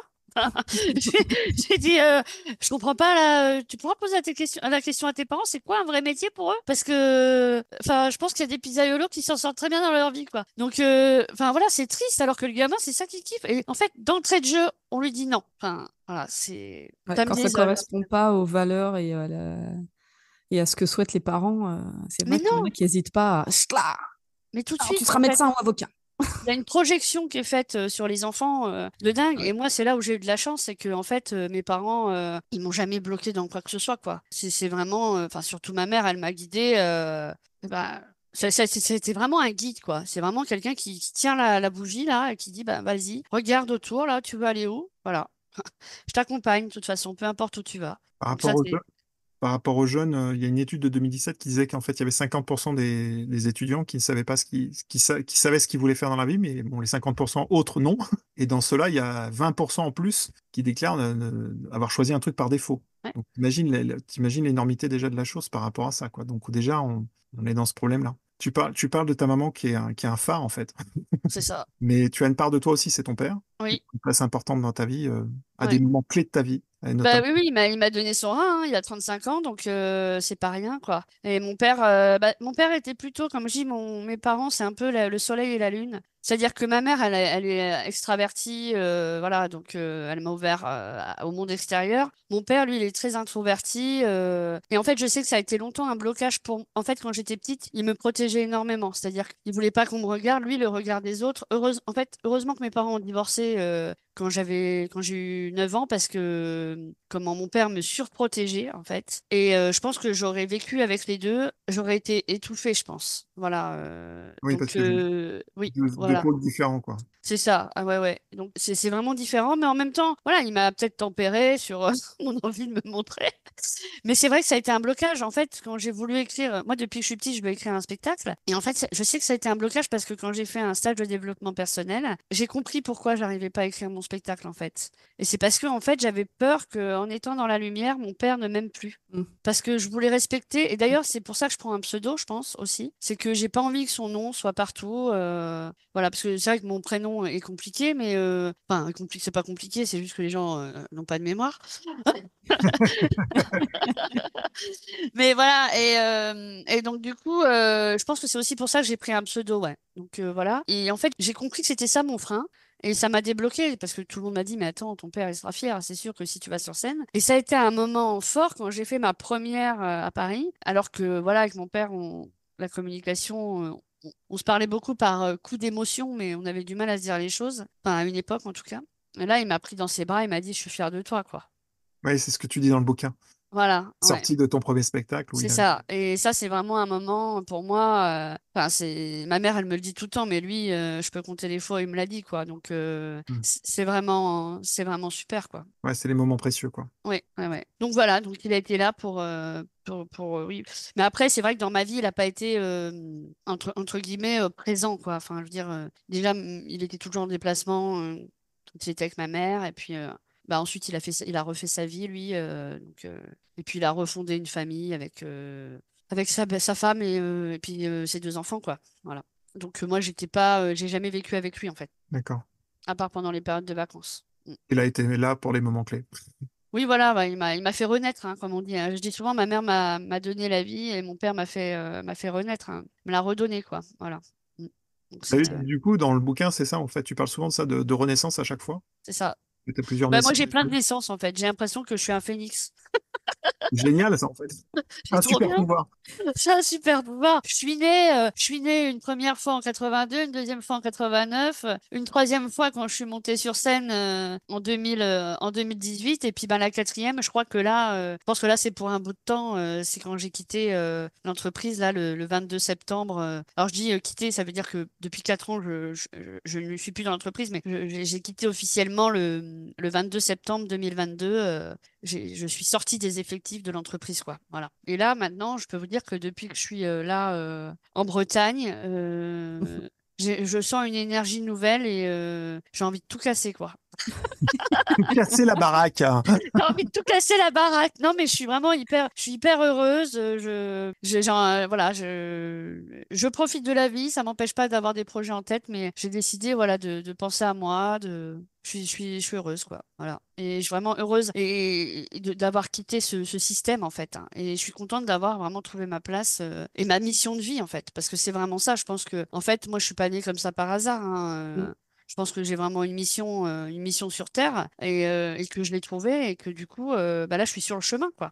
Voilà. Et en fait, je pense que quand on est aligné avec ce qu'on doit faire, avec nos valeurs, etc., ben c'est fluide, en fait. Et waouh, quoi. Enfin, quand je le dis, j'en ai des frissons partout parce que j'ai vraiment l'impression d'être voilà, sur le bon chemin, quoi. Voilà. Attends, moi j'ai une question. Moi j'ai une question. Parce que quand Laurent m'a parlé de toi, Ouais, qui t'a parlé un petit peu du podcast, tu lui as dit, mais moi je ne suis pas neuroatypique. oui, bah C'est oui. pas ce que j'entends. Pas ce Et que j'entends. Non, mais bah non, je suis pas. Bah, neuroatypique pour moi, c'est vraiment. Je suis Vas-y. assez fan. Non, non, mais parce que je suis assez fan d'une personne dont je t'ai parlé, Laurent, Lali Dugelet, qui a écrit un livre qui s'appelle L'autisme et mon super pouvoir. Et dedans, elle parle de sa manière de penser en tant qu'autiste. Et elle parle des neurotypiques. Et moi, mais ça m'a fait. Et elle le fait avec beaucoup d'humour, quoi. Je dis, oh la vache, c'est quand même marrant, mais c'est vrai que c'est vraiment une manière de penser différente. Et moi, je me sens pas comme elle, quoi. Donc, mais après, des neuroatypiques, j'imagine qu'il y en a plein de sortes.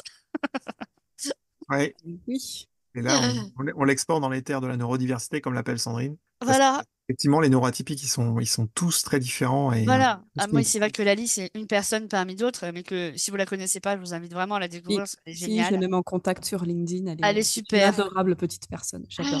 Mais elle est festive, elle est joyeuse, elle est juste géniale, quoi. Et donc, oui, ben pourquoi alors, pourquoi je serais neuroatypique? Bah, parce que, enfin, toi, t'as pas l'impression, t'as pas les codes, t'as pas tout ça. Mais enfin, j'en ai discuté avec Laurent et je me suis renseignée un petit peu sur toi, sur ton livre. Et puis là, avec tout ce que j'entends, enfin, pour moi, c'est évident, mais c'est comme d'habitude. Ah non, C'est les pas un truc principaux en plus. concernés qui l'ignorent. Ah oui. C'est dingue. Ah oui. Mais parce que j'ai une manière de penser différente, tu penses. Ah, Enfin, mais mais j'ai pas ça. Parce que les neuroatypiques, t'as plusieurs. Là, je suis assez, comment dire, pragmatique, c'est-à-dire, moi, j'ai pas alors, oui. comment dire. Tu vois ce que je veux dire? J'ai pas un trouble, j'ai pas de. c'est pas forcément un trouble, c'est pas forcément quelque chose d'évident, c'est pas forcément quelque chose qui hurle à ta porte. Oui, oui. C'est un truc que tu vis. C'est Oui, un truc que voilà. tu vis, donc c'est pas toujours évident de le savoir en fait. C'est pas toujours. Moi, c'est parce que j'ai eu des parcours de vie que j'ai su que j'étais neuroatypique, mais avant ça, oui, je me Ouais, suis retrouvé dans des situations, je me dis merde, putain, je suis pas comme les autres, c'est pas possible d'être toi aussi. ouais, Mais après, ça, tu sais, ça, tu le dis, puis ça ouais, part. ouais, c'est ça, ouais. Jusqu'au jour où tu te le prends plus fort, et puis tu fais tout ce qu'il faut derrière pour avoir les avis des uns et des autres, notamment des psychologues et psychiatres. Et là, on me dit, ah, en fait, vous êtes ça, ça. Ah, bah oui, bah alors du coup, je comprends mieux pourquoi j'ai dans ma vie, dans mon parcours. Ah oui, j'ai J'ai jamais eu fait. ça dans ma. Mais après, t'es pas, c'est pas le but n'est pas étant d'avoir le plus important n'est pas d'avoir le diagnostic Oui, finalement. oui, oui, bien Voir sûr. que on est différents, on est tous différents. De toute façon, tout le monde est.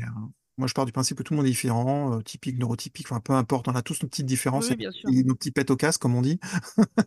Et on fait avec nos petits particularismes à nous propres. Mais il y en a qui sont plus prégnants que d'autres, hein. Il y en a qui sont plus, plus gros que d'autres. Et il faut faire avec. Et souvent, les modes de fonctionnement interfèrent dans nos vies perso, professionnelles. Enfin, et quand on a cette ouverture cette vision un peu ouverte, quoi, les chakras ouverts en gros, et ben on se dit, ah ouais, en fait, et après on y trouve des stratégies justement. Parce Ouais. qu'on dit que là, je sais que ça me mène vers le mur, ça, c'est pas fait pour moi, ça, je sais que je vais le faire dans la douleur, ou ça va être magnifique. Donc, il y a tout ça qui fait que quand on commence à avoir un peu le mode d'emploi, c'est plus facile aussi de moins se planter, quoi, entre Oui, guillemets. bah, Parce Bah, qu'on se planter, ça fait partie du chemin, mais quand on se plante vraiment violemment, ça devient. oui. Bah, comme dans tous les outils de connaissance de soi, j'ai envie de dire, hein. Moi, j'ai quand même, j'ai fait pas mal de développement personnel et c'est vrai que ça m'aide aussi à, justement, à être aujourd'hui comme je me sens, c'est-à-dire de pas être tout le temps être dans la compétition, de pas toujours vouloir me dire, faut que tu travailles, faut que tu travailles, faut que tu travailles, faut que tu travailles. Enfin, j'ai vraiment appris à me connaître et justement, comme tu dis, à aussi aller dans des chemins où je me dis non, non, non, non, non, non, non, non, n'y va pas. Non, non. Voilà. Là, c'est, voilà, j'apprends à, hop, métaposition, là, regarder les trucs, je dis, ok, non, bon, j'analyse. Non, là, ça va être douleur, là, ça va être bien. Va dans le bien. Je vais dans le bien. Non, mais en plus, en ce moment, je rencontre que des gens top, donc, enfin, je veux te dire, je suis dans un mood, puis enfin, voilà. De toute façon, j'ai envie que tout aille bien, tout va aller très bien. Cool. Bah, tu vois, Voilà. Cyprine, c'était pas si lourd. Non, mais parce qu'en C'est pas fait, si... c'est parce qu'en fait, le, le, le truc qui peut se passer, c'est que tu as quand même une maladie qui est extrêmement rare Oui. et qui prend beaucoup de place. Donc, si tu Euh, veux, de par ça, déjà, tu es atypique. ah oui, oui, bah oui, Tu vois. oui, oui. Donc, c'est pas vraiment nouveau, si tu veux. Mm. C'est-à-dire que les choses que tu vis, bon, bah, généralement, on va peut-être mettre ça sur le compte, puisque à l'extérieur, les gens, ils s'arrêtent surtout en surface. Enfin, c'est toujours en surface, hein, ils Mm. grattent rarement. Ça, ouais, Donc, c'est le premier truc qu'ils voient, c'est ça. ouais. Tu vois. Donc, ça leur remplit le cerveau et ils n'arrivent pas à faire, tu Ah vois, à non, puis faire je le veux te dire, les reste. préjugés, C'est terrible. moi, maintenant, donc j'ai 41 ans, et ça fait 3 reprises, même avant que j'ai 41 ans d'ailleurs, qu'on pense que je suis la mère de mes potes Ah, quand je suis avec eux. ah, Voilà. Donc ça, c'est, je dis, pardon. Et là, on m'a demandé une petite dame qui était trop mignonne, que j'ai rencontrée, une petite dame âgée. On parlait de l'histoire et de la guerre et tout ça. Donc elle a connu la guerre, enfin elle avait 10 ans voilà, quand la guerre s'est terminée. Et donc moi je lui dis, bah moi je suis née à Cherbourg. Et elle me dit, donc je lui dis, je suis née à Cherbourg, donc là il y a les plages du débarquement, donc c'est fort en émotion et tout. Puis elle me dit, mais vous êtes née après la guerre? Oui. Oui, oui, oui, je suis née 41 ans après la guerre. Je suis du 40. Non, mais tu vois, voilà quoi. Voilà, les gens, ils ont vraiment des. Alors après, c'est vrai que je suis bien enrobée, etc. Bon, peut-être que ça vient de là aussi, mais c'est souvent les cheveux blancs, quoi. Ah oui, C'est... c'est un code non, cheveux mais blancs. ce qui me fait Âge. marrer, c'est que maintenant, les gens, ils vont chez le coiffeur justement pour avoir des cheveux blancs, Oui. alors qu'ils ont 20 ans. Mm, Ouais, ouais, ouais. J'ai un, C'est la nouvelle mode, tu vois. ouais, j'ai Enfin, ouais. un copain de mon Voilà. fils qui a les cheveux très décolorés, ouais, qui est presque blanc, quoi. Donc, du coup, Ben voilà. à Ben 17 voilà. ans, à 17 ans, il a les cheveux. Mais moi, c'est du voilà. naturel, monsieur. Moi, c'est du Et voilà! naturel, Et toi, d'accord? et toi, Voilà. et voilà. Tu Et n'auras ça, jamais une blancheur comme ça chez le coiffeur. Impossible. ouais, mais c'est ça le talent. Et ça ne te C'est coûte ça. rien. Comment? Ça ne te coûte rien. Bah, quand même, alors je vais te dire, j'ai quand même des atypiques, hein. C'est-à-dire que j'ai quand même des cheveux qui se mettent à pousser de temps en temps. Et donc ma mère, elle a 1000 métiers avec moi, hein. Elle est coiffeuse, thérapeute, podologue, mère porteuse, parce qu'elle porte mes affaires quand je me déplace. Euh, Elle va fière voilà. de toi parce qu'elle est très charmante. Je lui fais un bisou si elle écoute ce Voilà, elle va écouter, je pense. Mais Très donc ma charmante. mère, non, mais elle fait tout et donc du coup, tu vois, elle me ratiboise de temps en temps un petit peu la tête, quoi. Et alors attention, moi c'est des cheveux noirs qui poussent de temps en temps. Oh, Dingue, hein. C'est Dingue, l'anarchie. et dingue, t'es dingue. atypique dans ton atypie. C'est ça. C'est Et l'anarchie. Oui, j'ai parce que les cheveux toi, noirs. regarde, t'es même atypique dans ta maladie puisque t'es très différent de tous les autres. C'est un cas Ah oui. unique. Bah oui. Non, mais Allez, t'imagines, unique au monde. si tu voulais pas te faire D'ailleurs, remarquer, tu le comment fais, hein. pour les auditeurs, je ne sais pas si je peux le dire, mais je vais faire un TEDx à Blois le 6 avril. Et donc, du coup, ben, je parle le thème, c'est exister. Et moi, mon thème, c'est inventer son existence. Donc, du coup, bah, ce sera sur YouTube et sur mes comptes, etc. Donc, je ne sais pas quand vous diffuserez l'épisode, mais en tout cas, 6 avril à Blois au Jeu de Paume. Donc, je suis super heureuse parce que c'est un rêve qui se réalise d'être TEDx speaker et vraiment, merci la vie, quoi. Voilà. Génial. Ouais, je suis Voilà, super c'est pas contente. merveilleux finalement. Tu vois, tu sais, c'est lourd le sujet, mais il n'y a pas de lourd. Non. Oh, Non, elle a c'est dit que c'était léger. un C'est petit parcours de léger. vie qui est quand même bien Pour faire cabossé. la blague. Mais bon, après, tout va bien. Enfin, tout va bien. Voilà. Que ça s'est arrangé avec le temps. Et le Mm. fait que tu te découvres et que tu arrives à. Voilà, c'est magnifique en fait, de se dire, voilà, ça y est, je m'assume, je renais complètement et je fais de ma vie ce que je veux. Et Ouais. avec le plus de bienveillance possible et dans le bon sens du terme. C'est ça, parce que nous sommes tous acteurs de nos vies. Exactement, ouais. Parce que Voilà, quand on s'écoute et qu'on fait ce qu'on aime, ça marche. voilà, exactement. Ouais, t'arrêtes pas de me le dire, ça, hein. Mine de crayon, Laurent.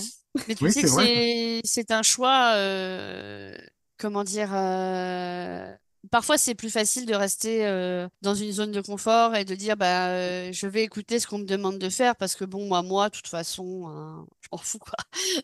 Non je pense que c'est quand même assez entre guillemets audacieux de suivre ses envies quoi. Mais tu Et vois, je pense que tu ne l'apprécierais pas autant si tu n'avais pas eu tout ce parcours-là, en fait. ah mais non mais grave. Ah bah C'est- attends, t'apprécies pas un burger pareil quand ça fait 48 heures que t'as pas bouffé quoi, tu vois? Non mais c'est vrai, j'ai envie de te dire, c'est l'eau, elle est vachement bonne, elle est meilleure quand il fait 45 degrés dehors. Non mais carrément, mais en fait moi je suis super contente d'avoir eu cette vie de bicross là, enfin de voilà de haut, de bas, etc. Parce qu'à chaque fois j'ai appris des choses, ça m'a permis de rencontrer plein de gens. Et puis bah, c'est sûr que sur le coup quand on a un coup dur, on a de la frustration, on a de la colère, on a voilà, on est dans le mal, mais c'est génial de savoir se dire qu'on a la force pour justement bah, faire quelque chose de tout ça, quoi. C'est-à-dire derrière rebondir et puis bah, montrer du doigt aussi ce qu'on a vécu et pourquoi on l'a vécu et comment on peut ne plus peut permettre à des gens peut-être de ne pas le vivre ou de le surmonter. Et donc ça, je trouve ça top, quoi. Mm. C'est le Vraiment, début du renouveau. tout à fait. Ouais, Donc pour les personnes qui nous écoutent, si vous êtes dans une situation un petit peu complexe ou si vous êtes même en burn-out, dites-vous que c'est le début d'une nouvelle vie, tout à fait. quelque part. Comme je disais Pour tout à l'heure, durer. c'est comme une petite mort. Mm. Et c'est comme si voilà, la mort nous frappait et que en fait, il y a quelqu'un qui dit non, mais vas-y, t'as quand même une deuxième chance, quoi. Donc là, choisis vraiment ce que tu veux faire, quoi. Et c'est C'est pas ce que- souvent qu'on a une deuxième chance dans la vie. C'est pas comme dans un jeu C'est vidéo, on vrai, a une deuxième vie à utiliser. Là, on l'utilise. Il faut l'utiliser, quoi, cette deuxième vie. c'est vrai, c'est vrai. Et, Mais Ah oui, le, oui. Et moi, bon, je peux dire que vraiment, il y a rien de mieux que d'être. Enfin, une vie, on n'en a qu'une, quoi. Enfin, à chaque moment, enfin, c'est hyper important de le vivre à fond, quoi. Enfin, de pas faire les choses parce qu'on vous demande de les faire ou que la vie ne soit pas une contrainte, quoi. Parce que vous arriverez à la retraite et vous allez vous dire, merde, bah, c'est maintenant que je peux faire ce que je veux, mais bon, il n'y a plus la voilà. santé, quoi. Là, il n'y a plus la santé, hein, donc des fois, c'est pire, il n'y a même plus l'envie. c'est ça. Et les gens ben, meurent d'ennui et ils meurent tristes, quoi. Voilà. Ça, c'est. Moi, j'ai pas envie de ça, quoi. Moi, j'ai envie de mourir en étant heureuse, joyeuse et qu'on se rappelle de moi comme quelqu'un comme ça, quoi. Voilà. Je veux pas vivre longtemps, je m'en fous à la limite, mais je veux vivre heureuse, quoi. Intensément. Et intensément. Voilà. Ouais, ouais, ouais, complètement. Sandrine, tu as d'autres questions ou tu penses J'avais une On en est idée. à 998, Sandrine, vas-y. Voilà, ouais, ça fait juste 20 heures qu'on est là.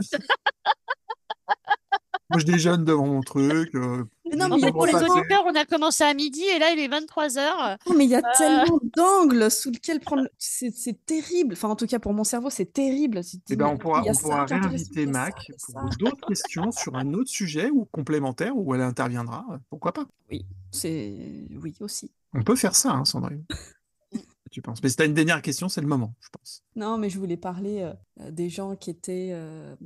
Parce que tu sais, on est beaucoup écouté par les gens qui ont des souffrances comme ça au travail. Et je voulais leur dire que c'est pas perdu, c'est vraiment pas perdu. Alors, je sais que je me répète, mais dites-vous que le plus difficile, la violence de ce que vous vivez, en fait, c'est toutes les croyances qui sont en train de tomber. C'est toute l'image que vous avez de vous et du monde dans lequel vous vivez qui est en train de se déchirer. Et donc, plus c'est éloigné de la réalité, pire c'est. Pire c'est. Je pense que c'est pour ça que j'ai jamais fait de burn-out. Moi, je tombe malade tout de suite.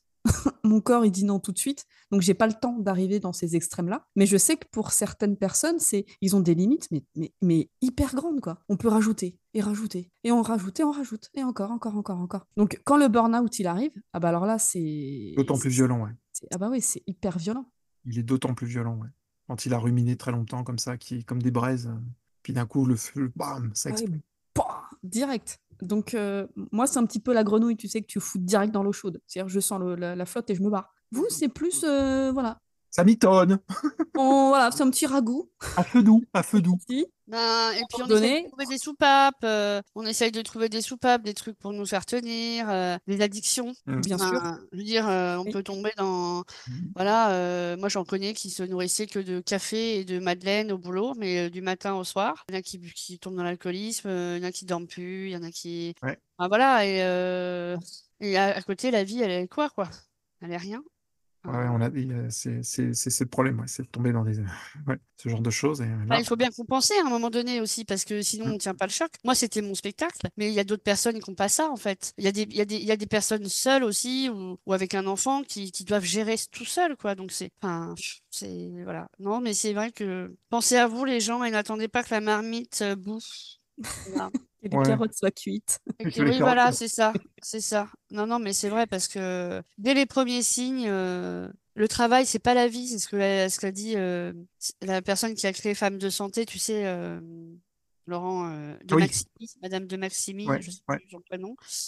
Elle a dit le travail, c'est pas la vie. Et vraiment, le travail, c'est pas la vie. Donc, quand vous sentez un petit red flag là où ça commence à pas aller dans le boulot, identifiez qu'est-ce qui vous convient pas dans le boulot et identifiez surtout qu'est-ce qui vous fait du bien, qu'est-ce qui vous fait plaisir, qu'est-ce qui Mm. vous rend heureux. Voilà. Clairement, clairement. Alors, Voilà. dis-moi, Mac, qu'est-ce qu'on peut te souhaiter pour la suite? Ah, bah, écoute, mais de l'abondance dans le sens, voilà, des belles rencontres, des belles connexions, que je puisse aller, qu'il y ait plein d'écoles qui me sollicitent, de continuer comme ça, voilà, de continuer sur mon chemin et voilà. Bah, c'est vraiment ce que je souhaite, c'est continuer sur cette good vibe, voilà. Bah, c'est ce qu'on te souhaite en tout cas de tout cœur. Mm. Merci. Et Sinon, vous pouvez me souhaiter aussi d'avoir un César, la meilleure actrice, parce que bon, c'est un peu un rêve d'être comédienne dans un film. Mais bon, voilà, vous pouvez me le souhaiter. Ça vous coûte rien, mais faut que tu passes des castes, mais je pense que tu as peut-être des contacts là-dedans, toi.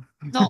Moi, j'ai pas de contact trop parce qu'en fait, figure-toi que je suis trop atypique. Donc, pour la figure, c'est mort. J'en fais très peu. Oui, forcément, Tu peux on te voit qu'elle à coucher, l'image.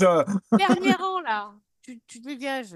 Ou tu mets une perruque, je sais pas, tu fais un truc, mais tu On dégages. ne voit On te qu'elle à voit trop. l'image. Elle vole la vedette. C'est On inadmissible. sait jamais. On sait jamais. C'est ça, donc voilà. Non, mais je suis comédienne quand même, hein, parce que j'ai fait du théâtre, etc. Et j'ai été dans quelques films en figuration, mais je veux dire, voilà, c'est un rêve d'avoir un rôle au cinéma, mais c'est dans ma tête. Qui à tout hasard. À C'est tout écouté. On hasard, sait C'est jamais. écouté, on sait jamais. On sait jamais. voilà. La personne que tu citais, c'était Alice de Maximi. Alice de Maximi, voilà, ouais, c'est ça. Qui n'avait pas sa parole, qui avait pas sa langue dans sa poche lors de l'événement auquel on a Ouais, participé tous mais les deux. c'était très bien, Sur la résilience et j'ai beaucoup aimé. Mm, la vulnérabilité surtout. c'est ça. Elle te Comme plaît, quoi y elle aller, te plairait, Sandrine. comme quoi y aller franco de porc, ça marche, hein. Ah oui, oui, bah là, franchement, Ah, il y avait du il y avait pas de langue franc-comtois. de bois, hein. Oui, ouais, Enfin, moi, j'ai trouvé la dernière table ronde. ouais, ça envoyait du pâté. Ouais, ah ouais, vraiment. Mais très bien. Et Jean-Louis Borloo avec. Parce que c'est beaucoup plus proche de la réalité, si vous voulez. Ah bah là, Hein, c'est pour ça que je préfère un truc un peu rentre-dedans, mais c'est ça, la réalité. ça, la réalité, ouais. Il n'y a pas de rondeur, si tu veux, quand tu es dans le burn-out, il n'y a rien de rond. En fait, Bah, tout de pique toute et tout fait façon, mal. ce qui tue un peu la société, c'est l'omerta sur tout ce qui est fait, hein. Sur Ah ouais, tout ce qui se clairement. passe, en fait, hein. Ah, C'est mais ça qui va pas dans la société. Quand on voit le MeToo, etc. bah, c'est un peu la cocotte minute, mais le problème, c'est qu'après, on s'étonne que ça explose de manière aussi Ah, violente, alors c'est que ça. si, voilà, si on avait pris les choses vraiment en amont, petit à petit, Ah, on ouvrait la parole, on c'est cassait ça. la gueule au tabou, mais non, c'est que forcément, toujours dans la crise que ça se passe, et c'est ça qui est nul, quoi. C'est de se dire qu'on attend la crise, on attend cette dépression, ce côté agressif, pour prendre conscience que ça va pas, quoi. Et c'est ça qui est Moi, nul. je vous dis, Ouais, mais vous avez regarde, des c'est comme le limites burn-out. énormes. Et c'est Pardon. exactement ça le burn-out. Vous avez des limites qui sont énormes. Mm. Ah oui, oui, bah, le burn-out, c'est ça, c'est on attend qu'en fait, Saint-Esprit arrive et règle tout. voilà, c'est ça. Non, mais on attend cette ultime, que ça nous pète à la gueule, j'ai envie de dire, pour que vraiment on remette les choses à plat, quoi. Mais c'est trop tard, en fait. Faut le faire avant. Et il faut le faire dès l'école. Clairement, c'est pour ça qu'on en a parlé dans ce podcast de l'école. Voilà. Les sources, les sources du problème. Bon, bah, moi, je vais aller me coucher parce qu'il est minuit. Ouais. Ah, bah ouais, et c'est le décalage horaire avec la Bretagne aussi. Bah non, mais bon, comme je disais tout à l'heure aux auditeurs que en fait, on avait commencé à midi et qu'il était 23 h parce que Sandrine, elle a tellement de questions que Non, mais j'essaie de me contrôler. T'as vu, j'essaye de. Non, mais ça va, t'en as euh, pas. On la non, réinvitera, j'en ai plein sous on le va parler pied. d'autres Mais, thèmes. mais je pense qu'on va te réinviter parce que j'ai d'autres Et on questions fait une petite photo, je intéressantes. peux faire une petite story Insta ou pas? Bah, Ah bien bah sûr. complètement, bien sûr. Alors, allez hop, Tu peux même te faire une capture d'écran si tu veux, je te l'envoie. super. Et ce sera quand? Diffusé quand? Vendredi. Vendredi déjà? Ah ouais, Ouais. tu montes, t'es une malade du montage, quoi. Ouais. Sandrine, c'est une machine. Ah Ça ouais, s'appelle Sandrine Machine, c'est... oh la vache, ouais, d'accord. Ah oui, On tourne ce bravo. podcast lundi. On est le lundi 26 février et il sortira le vendredi qui arrive, lundi matin, à 7h. Ah bah d'accord, ok. Ça roule. Bah merci beaucoup, hein. Un C'était mot de la top. fin, Merci Sandrine? à toi, Mac. Merci, Non, Mac. ce sera pas moi, ça va être la toi le mot de la fin. Moi? Oui, de toi. Pour Ah, une fois, c'est toi le mot de la fin. c'est moi le mot de la fin. Bah écoute, on vous souhaite en tout cas le meilleur à toutes et à tous. Vous qui nous écoutez, vous qui êtes un peu parfois peut-être dans la souffrance, ou qui avez découvert aussi la lumière au fond du tunnel, comme Mac, qui voit une nouvelle vie s'ouvrir à eux. Donc là, on leur souhaite le meilleur. Pensez que rien n'est inéluctable et que tout peut changer en bien. Alors on compte sur vous, on compte sur nous, on compte sur nous tous en fait pour changer tout ça. Merci Sandrine, merci Merci, Mac. Mac. Merci à Merci, vous Laurent. deux, c'était top. À très vite. À la semaine prochaine. Ciao. Ciao.